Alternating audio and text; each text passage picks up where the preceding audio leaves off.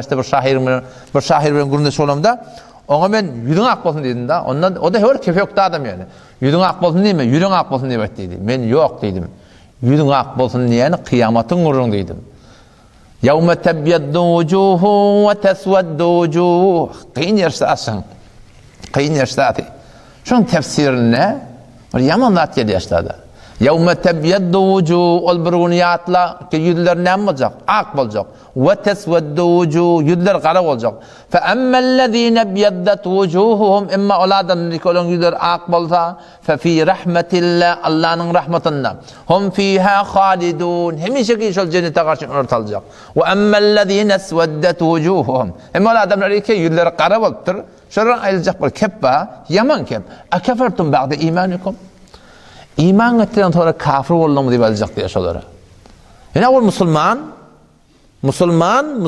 bolup sonra kafir bolup geçerler ba. Akafertum ba'de imanikum. İman ettikten sonra kafir bolmaly diýip aýyljak diýär. Şoň tefsirini aýtdy. Şolar şol ýüzleri gara boljak adamlar kim? Şolar bedgatlary gereftar bolan adamlar. Bedgat diýerler şeýle bir tereke zat, jedid bir din düzme şo. Jedid bir şeriat düzme şo. Peygamberin Allah tebarek ve teala şolgun aýdypdyr. O ahir kazanna al-yawma akmaltu lakum dinakum. Dinini kamil etdik diýip Huda Teala hemme etmeli adatlar belli etdi. Hayır belli, sowap belli, günah belli, şer belli. Ten näme hayır bolsa peygamber aýdyp ketdir şey. Hiç bir hayrı yok peygamber Huda Teala aýtmadyk bolsun. Indi gelip şo peygamberin hayır diýmedik zadyny. Gelip sen ödüňe hayır bilmekdiň bedgatlar bilen zahara oňa barakyň bir diniň labasyny giydirip İki yapıhında ne ama? Salavat vermek ne amayı var? Dua etmek ne amayı var? Kur'an okumak ne amayı var? Edilen kepsi de salavatı vermek haram olayan yeri var. Namaz okumak haram olayan yeri var. Kur'an okumak haram olayan yeri var. Niye de haram oluyor? Sen de şöyle namaz okuyu da okuyamadın. Okuyup bolýar şoda. Kur'an okuyu da sen şeýle. Dedim men zikret da sen şeýle. Zımma okuyup tokat zımma olayan hutba goňumy ýara imam. Imam hutba menen ne? Şotada ol okan parça ýaşyr goýupdyrlar. Namaz okumak haram, keplemek haram. Keplemek haram, ene okumak Kur'an okumak haram, zikretmek haram. Taňa diýim barahym. Salawaty bermek haram. Şoň hemme haram diýip goýupdyr. Näme haram? O çünkü peygamber okumalar diýipdir. Çünkü Kur'an gelipdir. Kur'an gelipdir şoň hakynda ayet Kur'an gelipdir.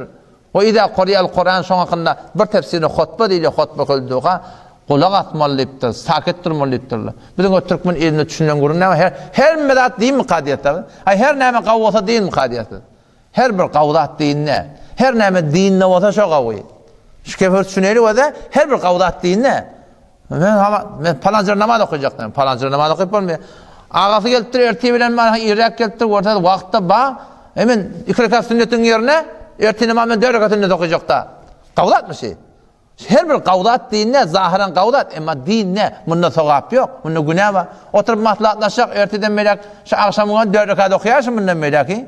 3 rekattan 4 rekat kavmiye kavdami. 2'den secdede hodiya, birden rükûde hodiya, kıyame hodiya. Ne kadar içinden zikir tesbihatla orada hodiya 4 rekat okuyarlar bundan melek. Zahiren gawdat. Ama gawdat de din her bir gawdat dinne. Her näme dinne wata çok gawy. Wala mümkin neftine tert gelse wala köşede baranyň zahir gawy diýip duranlaryň etmeli diýse meleken bir aradayda üçüge oturup wajyp jamaat okuýatdy.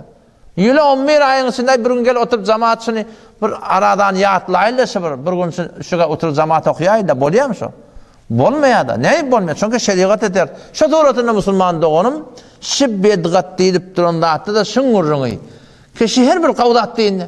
O sen gawgawdalygyny näze biljek? Sadece gurruň. Kur'an'da ba mı, şeriatta ba mı, sünnette ba mı, Hanefi mezhepte ba mı? Ba. Yok mu? Yok da. Yok bolsaň ýoklugyň terekelik şoň. Bärden ödüň on gaw diýmekdik bilen mana hiç de gaw bolmaýar. Şoň Mawlud Hanyň şo merasimde şunu nagadar şo gyzgynlygy bar bilýärmi? Haçandan bäri 30 ýyl 30 ýaşylar. Dünýäň jaňalaryndan biri soraýar da, "Hoza çarşamba Kur'an okuyan kim?" diýär. Çarşamba ýatydan sonra peygamberden Kur'an okumaly, zikretmeli, namaz okumaly destur yok. Ya şemme ondan sonra, yekşemme ondan sonra, döşemme ondan sonra peygamberin müňlerçe çarşamba geçipdir. Peygamber çarşamba palan etdiýen nady yok bu. Peygamber dine ora boldy diýipdir. Gece bolsun, gündüz bolsun diýip. Bu bir bernama. Emma peygamberin bolanyny peygamber bola 23 ýyl geçipdir. Peygamber şoň arada tut diýipdir tutsa. O size Peygamber iyime diýipdir, arada tut diýipdir. Sen dogry tertine gaýtam, ihai etýäňim muny. O Peygamber aýdana dogry tert arada tut diýipdir Peygamber. Eger sen şoňa hoş bolýan bolsaň, o size gaýtam beýlesin beýle etdirsin. Peygamber öz bolanyny özünden bir ýol goýupdyr. Bir rebeş goýupdyr. Näme hiç etmepdir da. Men şoň bolanyňymdyr, palan edin, iýin, içiň, ýatyň, turuň, üýsüň, ha şoň hoşlaşmaly hiç diýenler ýok Peygamber. Arada tutun diýen güni var. Arada tutsan arada tut, emma bizinki dogry tersine. Mesela çarşamba güni, şemme güni, bular bername dini. Bid'atun lid-din diýerler. Bid'atun fid-din. Bid'at dediği reveşe cedid dediği. Cedid zat dinne döresten batıl zat. Cedid zat dinden çürüm döresten irade yok yani. Açıklap berem o da. Cedid zat dinne döresten namaz din, arada din, şey değil mi? Sana diye hac din, nikah bir cozbe din. Şu din niyeler Huda bilen Peygamber sogap günahını belirden daha da değil diye.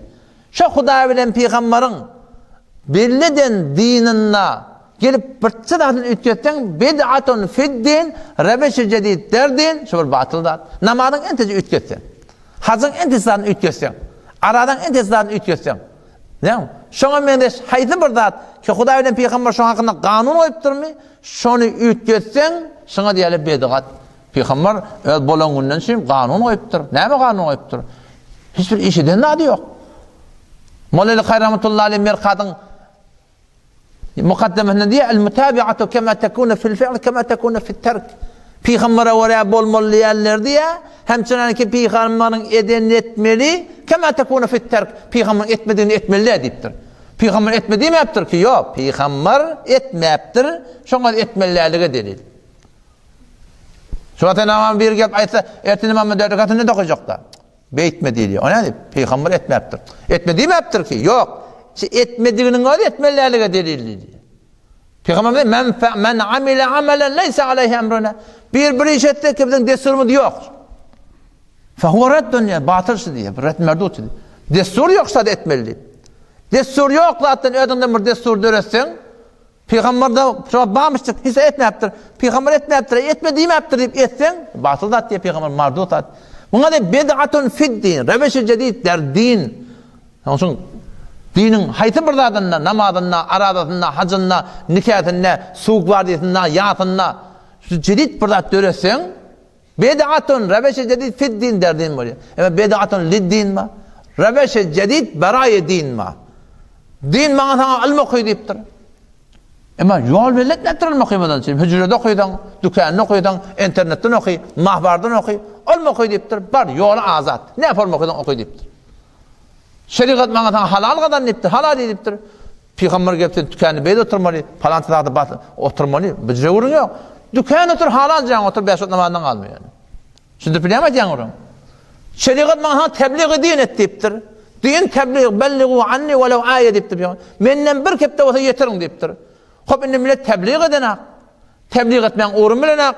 3 gün jerde goýýan, 40 güne gitmelýän, 4 aý etmelýän. Bu dinden çirim döredilen yollar, din näbi? Şunu bilýärmi? Dini tebliğ etmek cozbe Allah Resulüň aýdany. Çünki dini tebliğ etmen öwrenmeden çirim, öwretmeden çirim yol azat, şeriata welaten näme ýoldur etden döredi bermeli. Emma Peygamberden wagty bir emel kert. Peygamber ayet tutupdyr, denan aýrypdyr, gyýda aýrypdyr, ogly aýrypdyr, agat aýrypdyr. Peygamber bir yol koyupdyr da şeýle yol koyupdyr. Hiç yol koyup da adına gelip sen cedid bir zat etsen, şuna diýär bid'atun fiddin şi. Emma yok.